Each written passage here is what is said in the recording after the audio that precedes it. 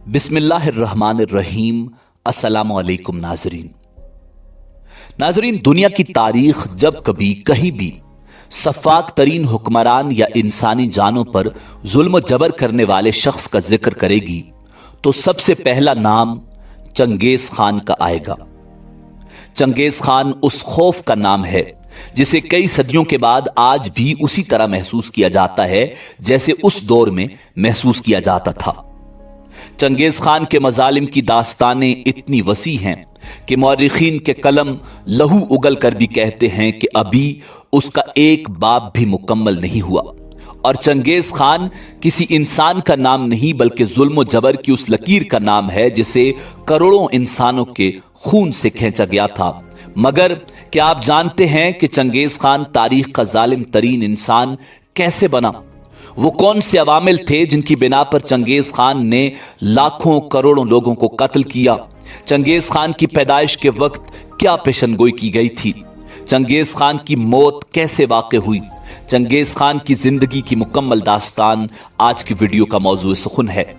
और आज हम आपको दुनिया की तारीख के जालिम तरीन शख्स चंगेज खान की जिंदगी के हैरान कुन हकायक बताएंगे। मगर वीडियो में आगे बढ़ने से पहले अगर आप हमारे चैनल पर नए हैं तो बराए मेहरबानी हमारा चैनल info@adil सब्सक्राइब करें, जहां आपको बिलखुसूस इस्लामिक हिस्ट्री और बिलुमूम दुनिया भर की मुनफरिद मालूमात पर मबनी वीडियोस मिलती रहेंगी। नाजरीन, सहराए गोपी के शिमाल में दरियाए कैरोलियन और दरियाए ओनान की जरखेज वादियों में अनगिनत कबाइल आबाद थे और उन्हीं कबाइल में एक कबीला मंगोल भी था।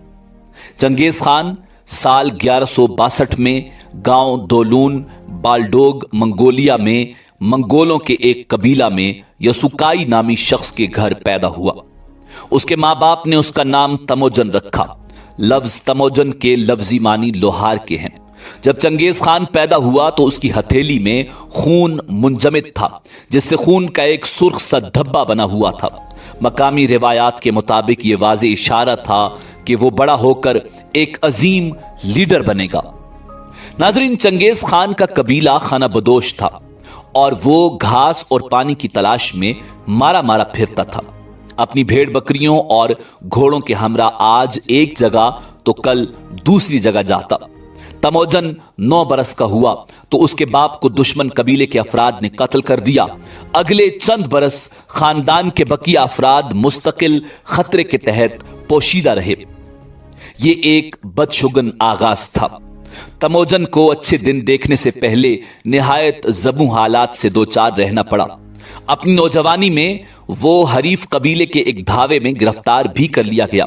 उसकी गर्दन में चोबी तोक बांधकर उसे कई दिन तक भूखा प्यासा रखा गया। बेचारगी की उस हालत से निकलकर एक कदीम और बंजर मुल्क का नाखानदा असीर तमोजन दुनिया के इंतहाई ताकतवर इंसान के तौर पर उभरा। नाजरीन, मंगोल वहशी किस्म के शिकारी कौम और वो खाना बदोश थे जिनको इंसानियत का बिल्कुल पता नहीं था।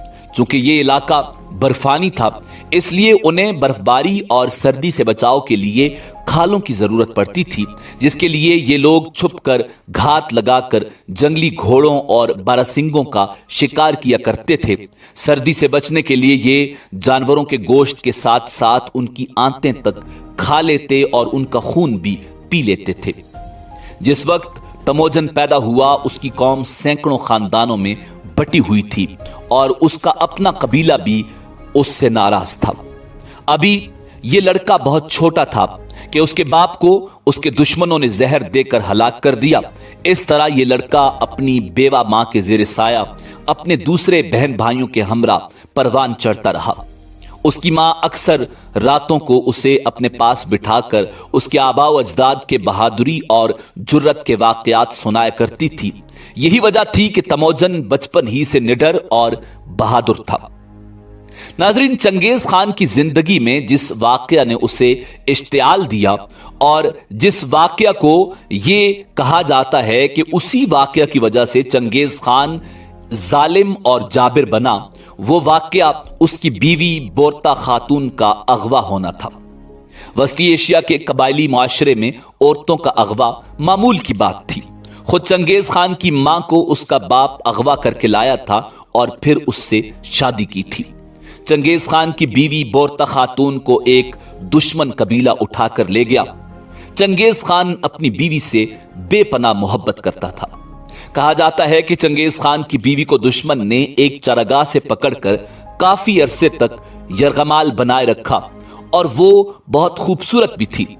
اس کی رہائی کے لیے چنگیز خان نے اس قبیلے پر کئی حملے کیے اور اپنی بیوی بورتا خاتون کو بازیاب کروانے میں کامیاب ہو گیا۔ چنگیز خان کا انقلاب اصل میں اپنی بیوی کی رہائی اور باپ کے انتقام سے شروع ہوتا ہے اور قہر کی صورت میں دنیا کو تہو بالا کرتا دکھائی دیتا ہے۔ ناظرین، جب 1175 کو چنگیز خان اپنے قبیلے کا سردار بنا تو دیگر قبائل سے اس کی چپکلش شروع ہو گئی۔ اس نے تمام قبائل اور حلقوں کو اپنے زیر اثر کرنے کی بھرپور کوشش کی، کیونکہ اس وقت منگولیا پر کئی قبائل کی حکومت تھی۔ پھر صورتحال کا جائزہ لینے کے بعد اس نے سب سرداروں کو اکٹھا کیا اور مل کر دیگر علاقوں کو فتح کرنے کا منصوبہ پیش کیا۔ اس مشورے کے بعد وہ بہت مقبول ہوا اور دیگر سب سرداروں نے اسے متفقہ طور پر اپنا سردار یعنی منگولوں کا سردار تسلیم کر لیا اور متفقہ طور پر دریائے آنان کے قریب ایک مجلس میں اسے چنگیز خان کا خطاب دیا۔ ناظرین، چنگیز خان نے باقاعدہ طور پر منگول سلطنت کو ایک مضبوط سلطنت کے طور پر متعارف کروایا۔ منگول سلطنت کی فوج کی تنظیم نو کے ساتھ ساتھ دیگر اداروں کو بھی مضبوط بنیادوں پر کھڑا کیا۔ اس نے فوج کی تنظیم کے جو اصول مقرر کیے وہ صدیوں تک فوجی ماہرین کے لیے مشعل راہ کا کام دیتے رہے۔ منگول سلطنت کے قیام کے بعد چنگیز خان نے 1219 میں اپنے کئی سفیر مختلف ممالک میں بھیجے جو قتل ہو گئے۔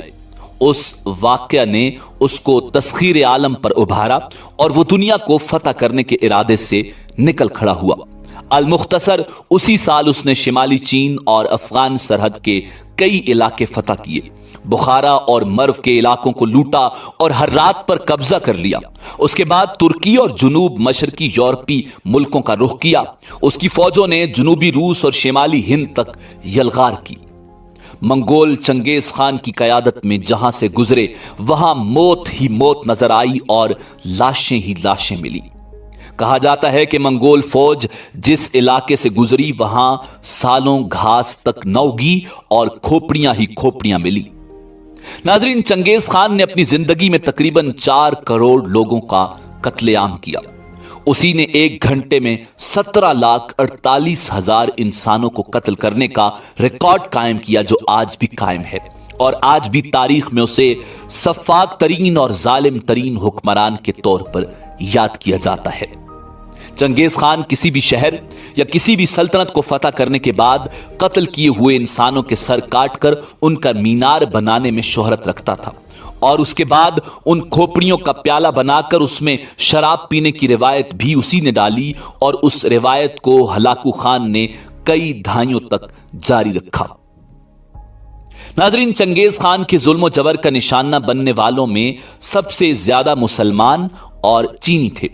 مورخین کے نزدیک چنگیز خان نے قتل و غارت کا بازار اس لیے بھی گرم رکھا تھا کہ دنیا اسے یاد رکھے، کیونکہ چنگیز خان کہا کرتا تھا اچھائی کی کوئی آواز نہیں ہوتی جبکہ برائی بہت دور تک سنی جاتی ہے، لہٰذا اس نے بری شہرت کا انتخاب کیا اور تاریخ کے سفاک ترین شخص کا صحرا اپنے سر سجایا۔ ناظرین، چنگیز خان نہ صرف انسانوں کا دشمن تھا بلکہ اس کی تباہی سے علم تک محفوظ نہ رہا، اور بغداد پر حملے کے بعد چنگیز خان نے مسلمانوں کی قدیم کتابوں کے ہزاروں نادر نسخے نظر آتش کر دیے اور بہت سے کتب دریا میں بہا دی، جن کی تعداد کا اندازہ اس بات سے لگایا جا سکتا ہے کہ کئی دن تک ان کتابوں کی سیاحی کے باعث دریا کا پانی کالا رہا۔ ناظرین، چنگیز خان اور اس کی نسل اس قدر جابر اور خون کی پیاسی کیسے ہو گئی؟ محققین نے ان کی نفسیات کا تجزیہ کرتے ہوئے جو نئی اور انوکھی بات بتائی وہ یہ ہے کہ چنگیز خان کو اپنے خاندان میں عزت ملی، نہ قبیلے کے سرداروں نے اسے اپنا مانا۔ اپنے ہی قبیلے کا ٹھکرایا ہوا یہ شخص سماج سے انتقام لینے پر اتر آیا۔ آدھی دنیا کا فاتح منگول جنگجو چنگیز خان اپنے قبیلے کا دھتکارا ہوا لڑکا تھا۔